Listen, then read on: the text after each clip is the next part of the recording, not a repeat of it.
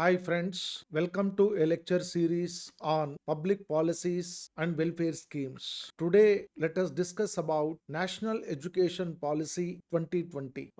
This particular topic is very important from examination point of view. This is one of the most important policy which affect the Indian society in general and education system in particular. So the content of this discussion will be helpful for UPSC civil services prelims as well as the mains examination. Apart from that, this is also helpful for APPSC and TGPSC group 1 and group 2 examinations. So keeping the examination perspective in view, the National Education Policy 2020 has been elaborately discussed. So when uh, uh, come to the content of the policy, the National Education Policy 2020 is the first education policy of the 21st century, and it aims to address the many growing developmental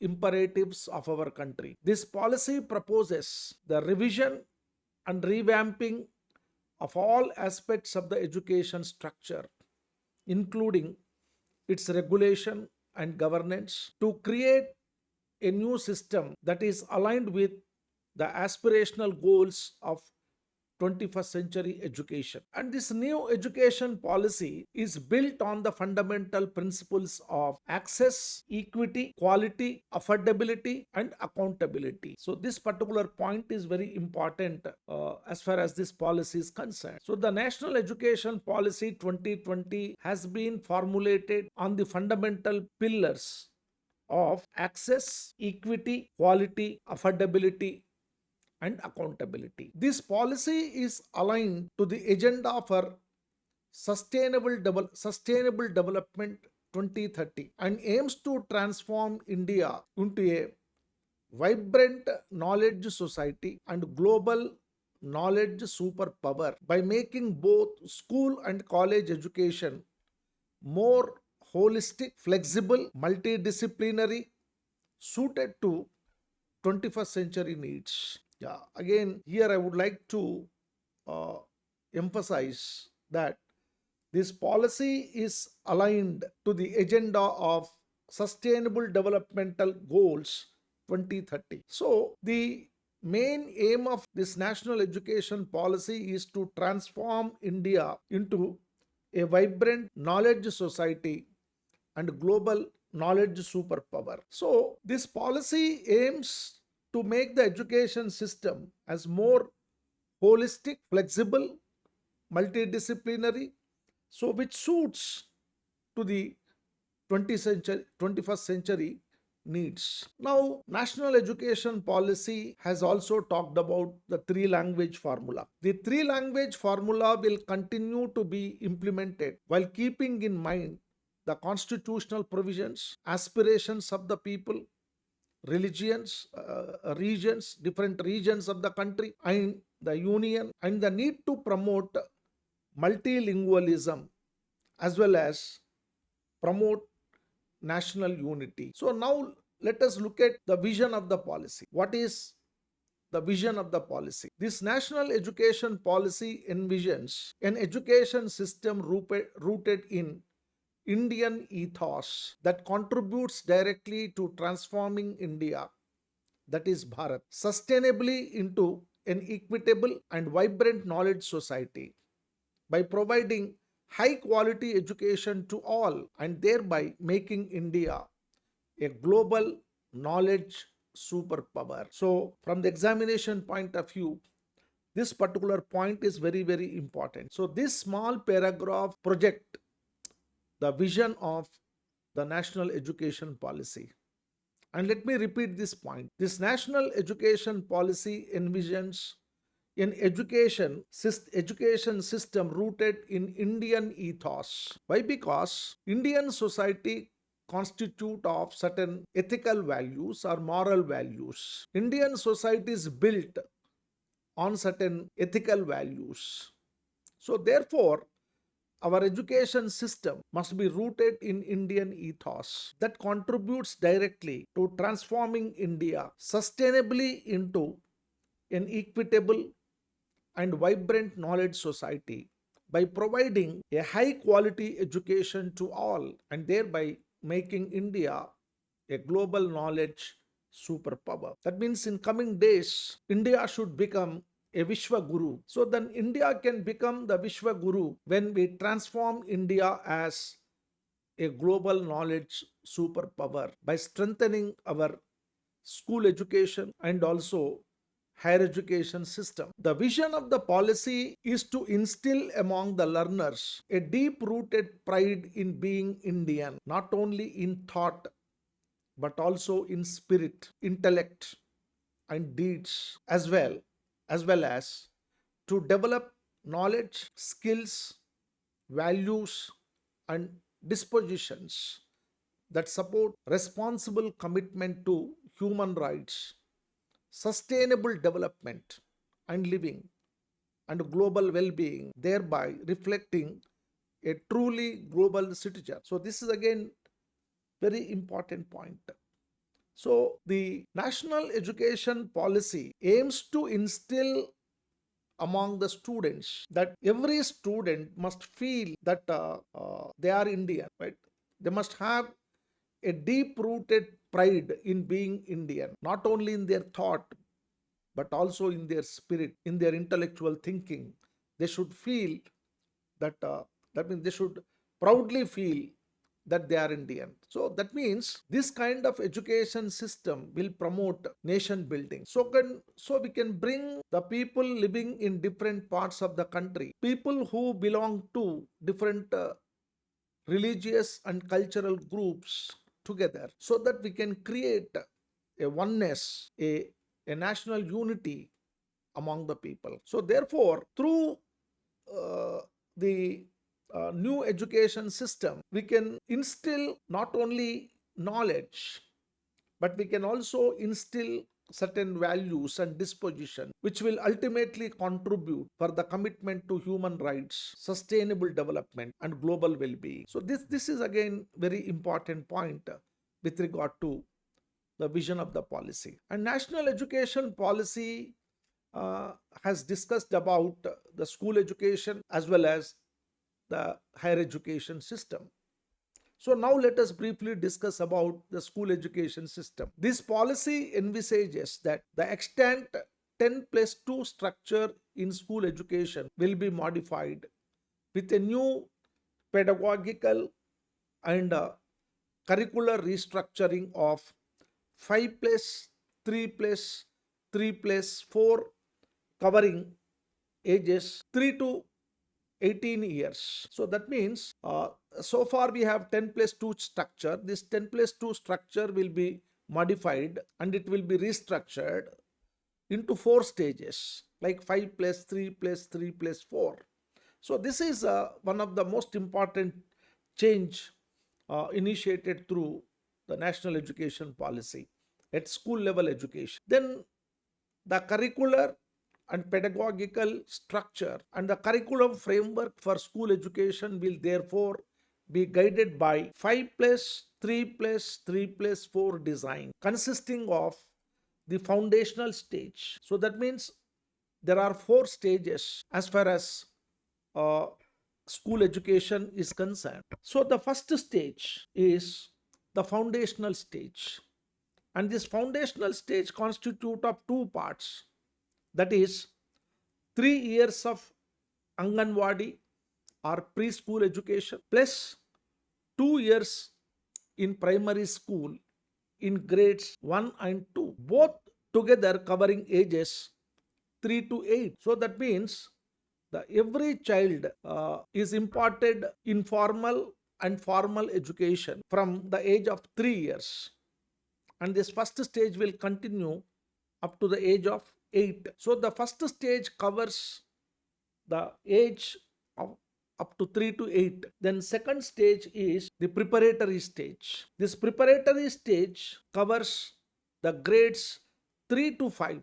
That means third, fourth, and fifth classes teaching is done, covering the ages 8 to 11 years. Then third is the middle stage. That middle stage covers the grade 6 to 8, that means 6, 7, 8, covering ages 11 to 14. And the fourth stage is the secondary stage. The secondary stage constitute of two phases. The secondary stage actually constitute of the four grades like ninth, 10th, 11th and 12th. And this is in two phases. The secondary stage is in two phases.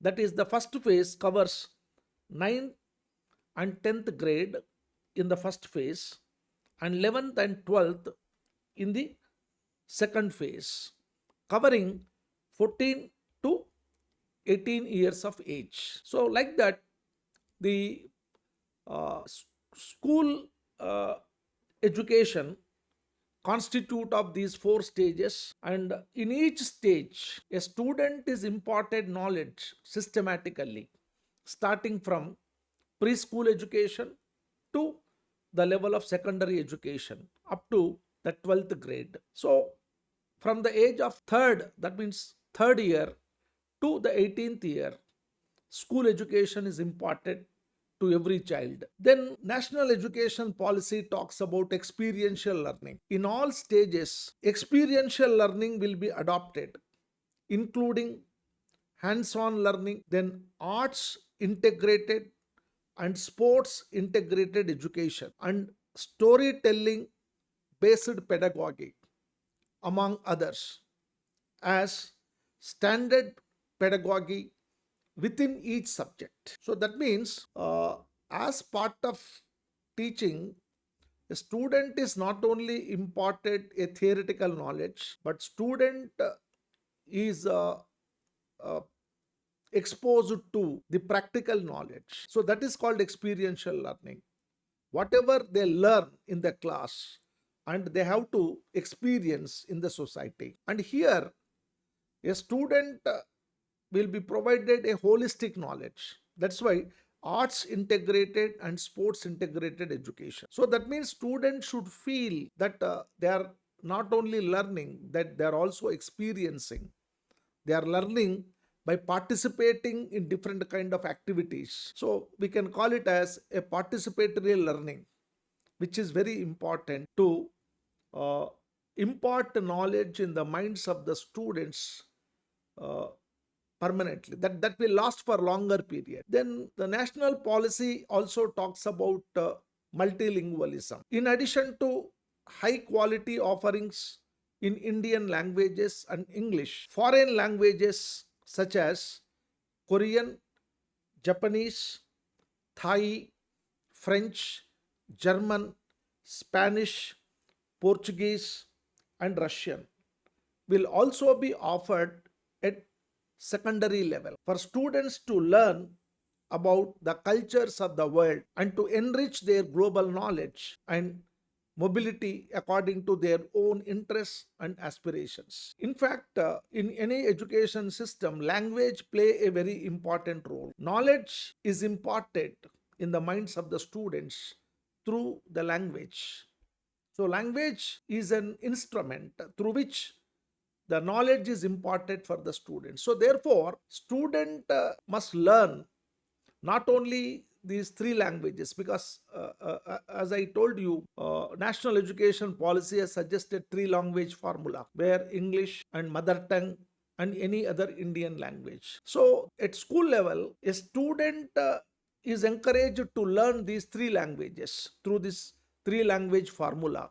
But apart from that, students must be encouraged to learn certain foreign languages like the French, German, then Russian, Japanese, Korean. So all these languages will help the students to expose to the global, that means the global culture, and so that they can enrich their global knowledge. And according to their own, I mean, according to the interest of the student, they have to be encouraged to learn any one or two foreign languages.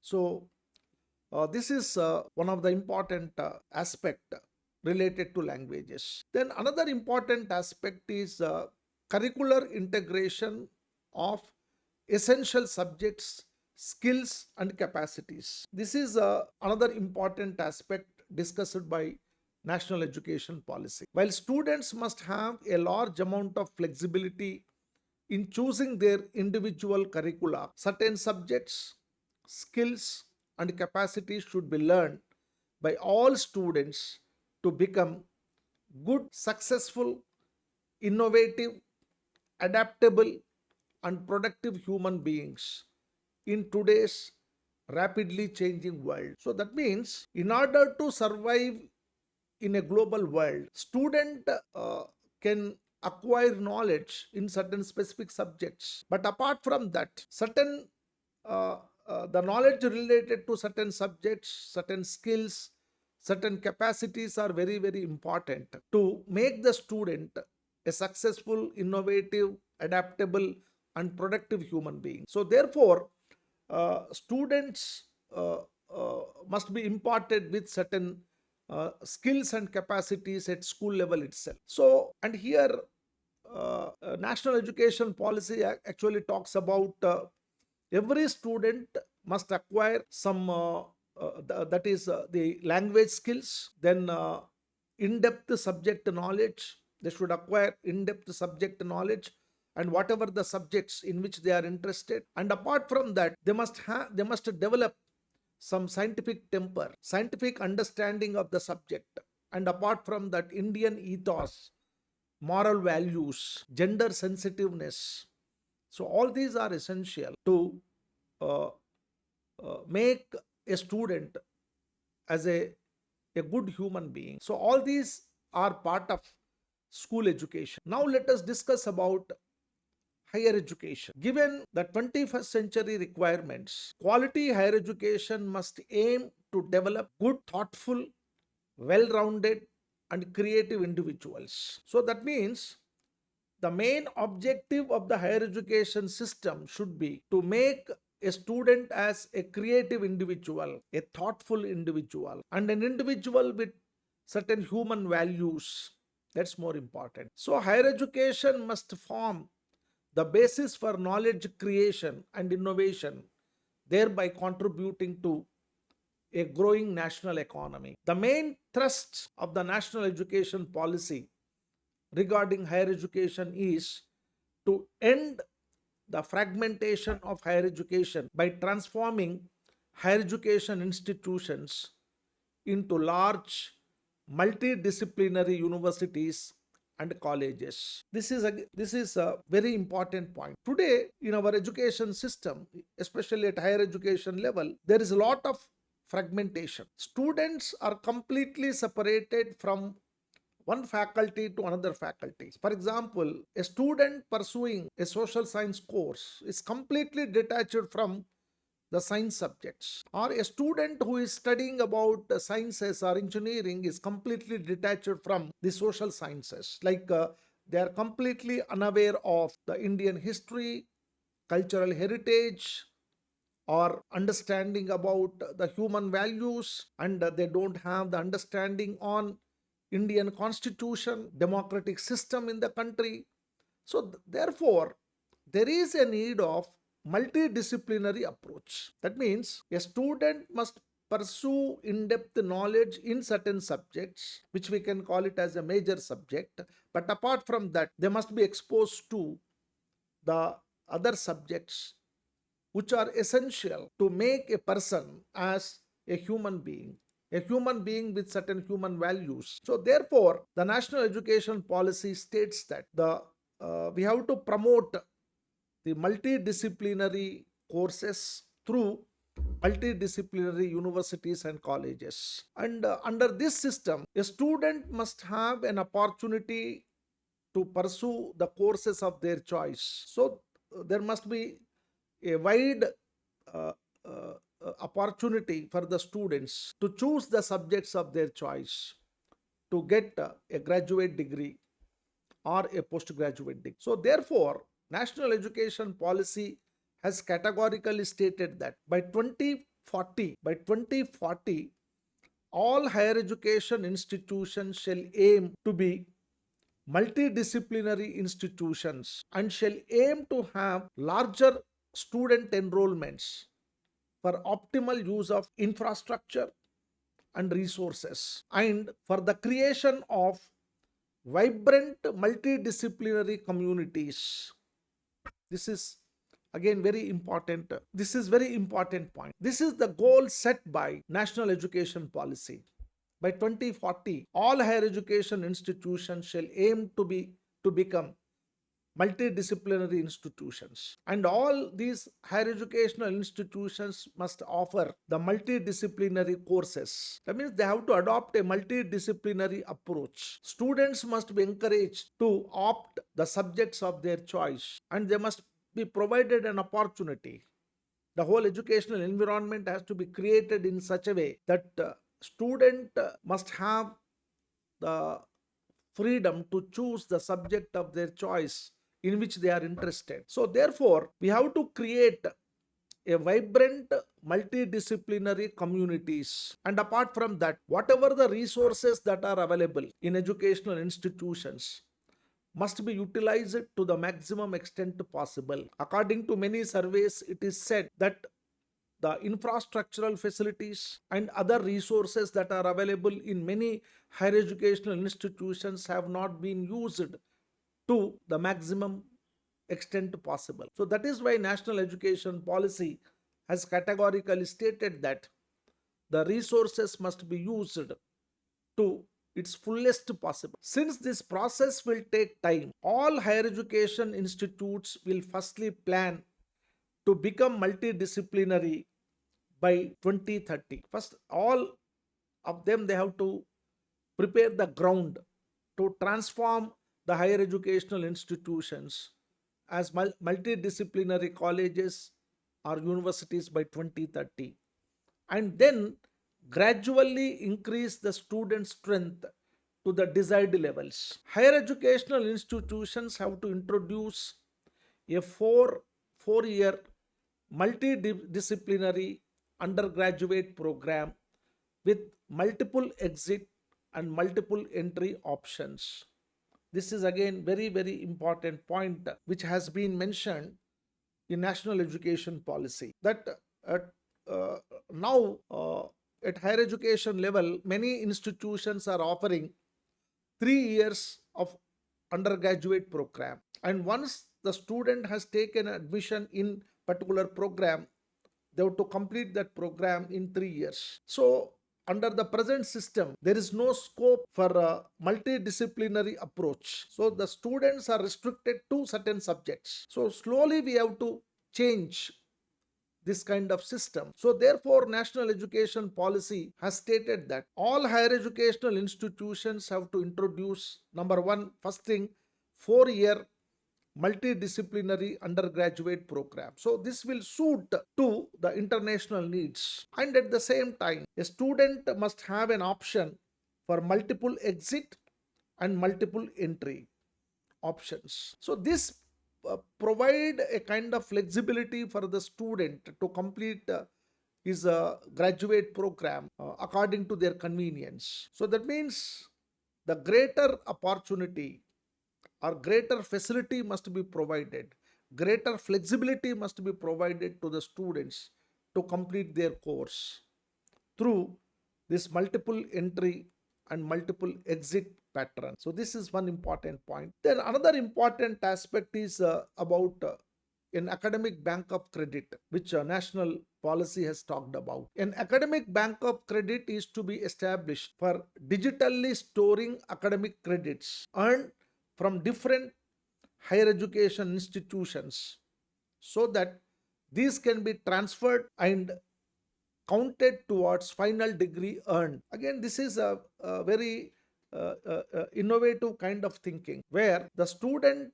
will have a greater flexibility to pursue the subjects or the courses of his choice, not only in one educational institution but in multiple educational institutions, and wherever he complete certain specific courses, and those uh, credits are deposited in the academic bank of credit, and once he has attained the required number of credit limit, then a final degree will be awarded to him. So this is uh, a kind of system where the flexibility is provided for the student to opt for the subject or courses of his choice, and he or she can also pursue those courses not just in one particular institution but in different institutions wherever such facilities are available.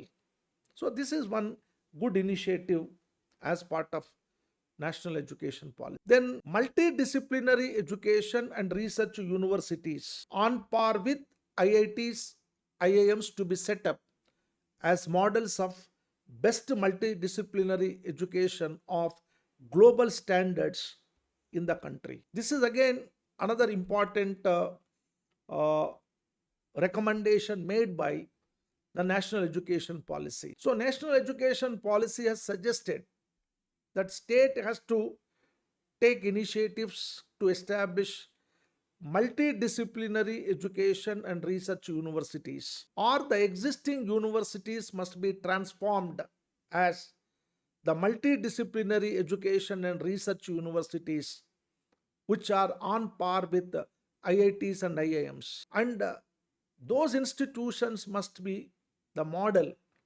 of best multidisciplinary education of global standards in the country, so that we can attract the students from different countries in the world. So that means India can emerge as a global knowledge power, superpower, when these multidisciplinary education and research universities offer a variety of courses which fulfill the needs of the global world. So that's very very important. So keeping this in view, national education policy also says that there is a need of higher education commission of India. This higher education commission of India will be set up to monitor higher education in India. Then apart from that, the national education policy also suggested that there is a need of the National Research Foundation. The National Research Foundation will be created as an apex body for fostering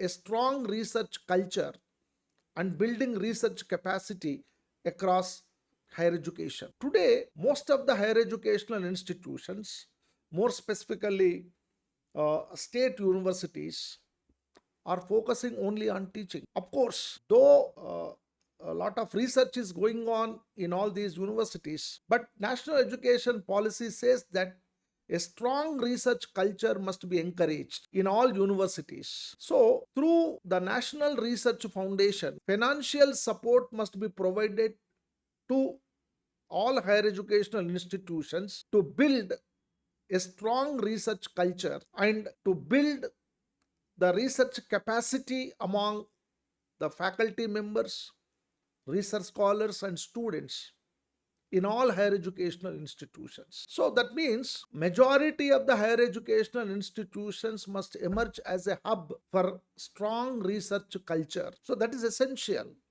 for the faster economic development of the country and to contribute the knowledge to the global society. So keeping this in view, the policy stated that the public investment in education sector to reach 6% of GDP at the earliest. In fact, for the past many years, the policy makers and educationists are arguing that our education system need at least the budgetary allocation of 6% of GDP, without which we cannot strengthen the school education and higher education system in the country. So if at all we want to improve the quality of education at all levels, from school level to the university level, and to improve the research culture in all higher educational institutions, there is a need of a financial support. So that would be possible if the state allocate at least 6% of the GDP at the earliest for education. And apart from that, the policy also targeted 100% gross enrollment ratio in preschool to secondary level by 2030. This is one of the targets set by national uh, education policy. And to increase gross enrollment ratio in higher education from 26.3% to 50% by 2035. So these are the two goals set by national education policy for school education as well as higher education. The national education policy also talks about the assessments of educational approaches. Assessments of educational approaches in undergraduate education that integrate the humanities and arts with science, technology, engineering, and mathematics have consistently showed positive learning outcomes, including increased creativity and innovation, critical thinking, high order thinking capacities, problem solving abilities, teamwork, communication skills, more in depth learning, and mastery of curricula across fields, increases in social and moral awareness. So, therefore, again, this point is very important. So now there is a need of integration of uh, arts, humanities, or we can call social sciences with the STEM subjects like science, technology, engineering, and mathematics. So, this kind of integration helps not only to impart an in depth knowledge for the students, but we can also create a positive learning outcome. So, this positive learning outcome include, as I said just now, creativity and innovation, critical thinking and higher order thinking capacities, problem solving abilities, teamwork, communication skills, and more in depth learning. So, all these will be possible when the system is able to integrate the arts, humanities, or social sciences with the science and technology courses. And every student must be imparted certain mathematical abilities and scientific temper. They are essential to improve their critical thinking, creative thinking. So, therefore, there is a need of uh, modification of our whole higher education system, so that then only our education system will suit, or it will be aligned with the global education system. So, higher education institutions will focus on research and innovation by setting up startup incubation centers. Then, as I said earlier, in order to uh, promote the research culture, so the higher educational institutions must focus on establishing the startup incubation centers. So, then only we can promote research and innovation in different subjects. And apart from the startup incubation centers, the technology development centers in frontier areas of research. And apart from that, there is a need of a greater industry academic linkages and interdisciplinary research, including humanities and social sciences research. So that means all these kind of initiatives will not only strengthen our higher education system, but that will result into the creation of innovative knowledge, and which is essential for the economic development of this country and also to improve the quality of life of the people. And then only India can become the global superpower in terms of knowledge. So if we initiate all these modifications or all these measures to bring about a change in higher education system, so India will be promoted as a global study destination, providing premium education at affordable costs, thereby helping to restore its role as a Vishwaguru. And as I said, without transforming our whole education system, right, India cannot emerge as a Vishwaguru. If at all we want to make India as a Vishwaguru, first of all, India should become the global study destination for uh, all the countries in the world. And that would be possible when we are able to provide the high standard education at affordable cost. So these kind of initiatives will make India as the Vishwaguru. Then it also talks about professional education. Professional education becomes an integral part of the overall higher education system. So, in order to strengthen our professional education system, there is a need of standalone agricultural universities, legal universities, health science universities, technical universities, and standalone institutions in the field, in other fields such, and they shall aim to become multidisciplinary institutions offering holistic and multidisciplinary education. So this is again very important point. And as far as higher education is concerned, the imparting knowledge in pure sciences is one aspect, and application of this knowledge in different fields, which we can call it as applied sciences, like agricultural sciences, legal sciences, health sciences, or certain technical courses, technology oriented courses. All these are application oriented sciences. So, in order to impart application oriented knowledge, there is a need of standalone universities in India, and the state has to take initiatives to establish these kind of standalone universities like agricultural universities, health science universities, and technical universities. This is one important aspect. The national education policy has also talked about promotion of Indian language, arts, and culture. So, the promotion of Indian arts and culture is important not only for the nation but also for the individual.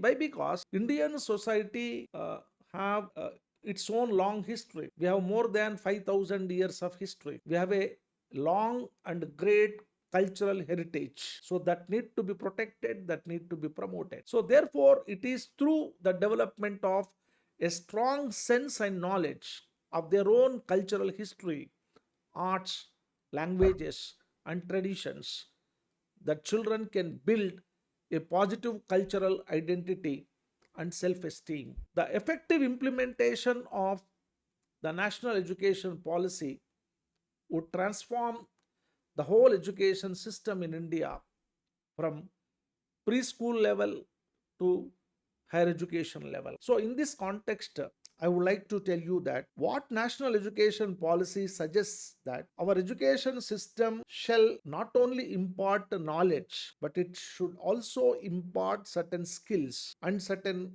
Indian ethos, that is the moral values which Indian society is practicing for the past 5,000 years. And every child must have developed a kind of a sense of feeling that they should derive pride by being an Indian. So this kind of positive cultural identity, self-esteem is very, very important in Indian society. So therefore, this will help for nation building. So these are certain important aspects related to the National Education Policy 2020. So what would be its impact if this national education policy is implemented effectively in coming days?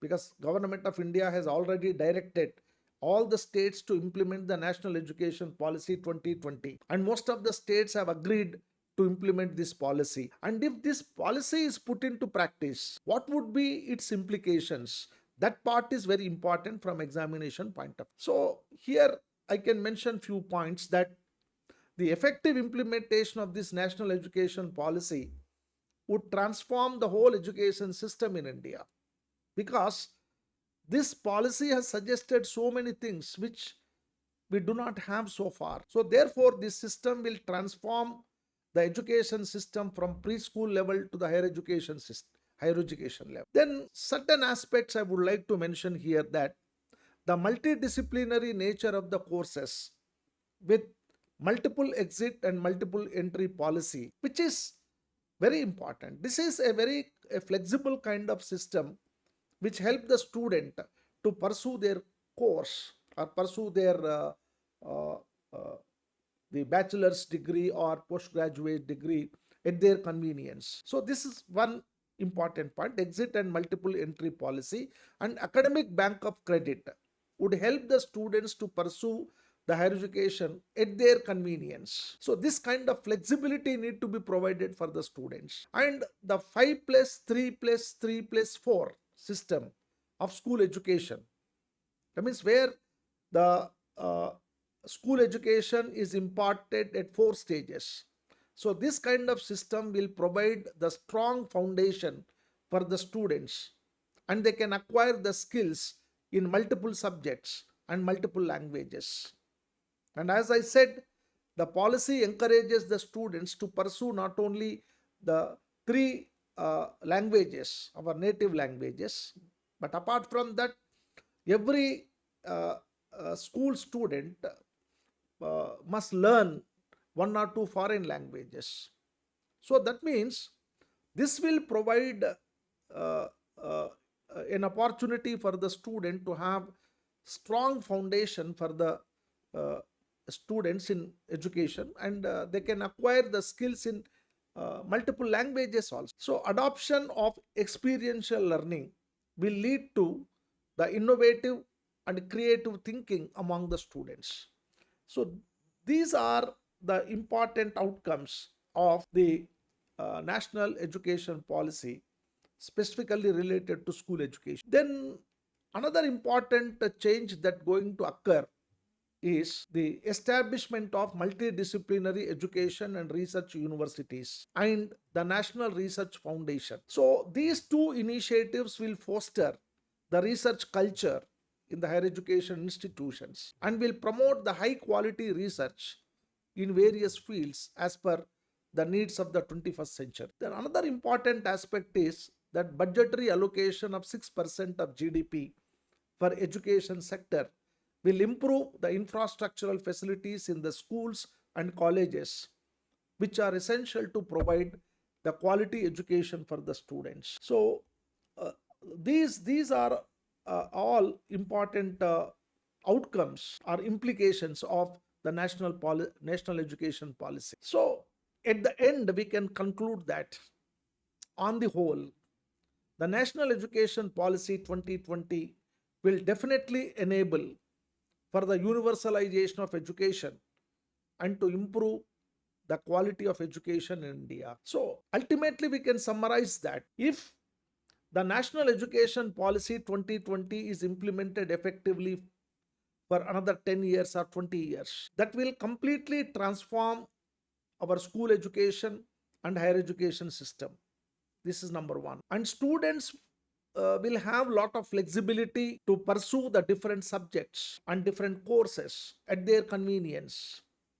That is one. Then, due to the promotion of multidisciplinary approach in higher educational system, a student get an opportunity to pursue the subjects or courses of their choice. So that means there will be a wider opportunity and a greater flexibility for the student to acquire the knowledge in different fields, and that will improve lot of creative thinking, critical thinking, a serious scientific thought among the students. And another important aspect is that one of the problem in our uh, uh, school educational institutions and higher educational institutions is the infrastructure, lack of infrastructure. So if the state allocate more than 6% of the GDP for education, the best of the best infrastructural facilities can be created at school level and also at higher education level. So that will further strengthen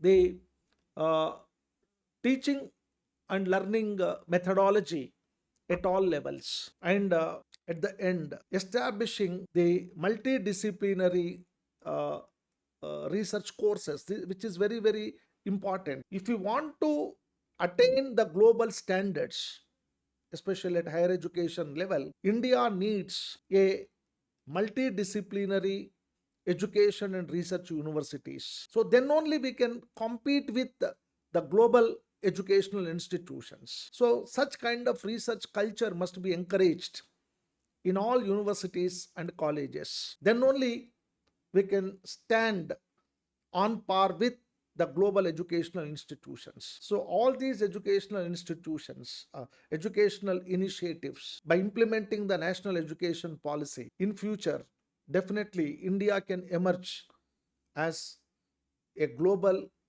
superpower in terms of knowledge, and India can become a Vishwaguru. So these are certain important points related to the national education policy. And as I said in the beginning, all these points are very much useful for all competitive examinations, including UPSC civil services exam and APPSC and TGPSC Group 1 and Group 2 examination. Thank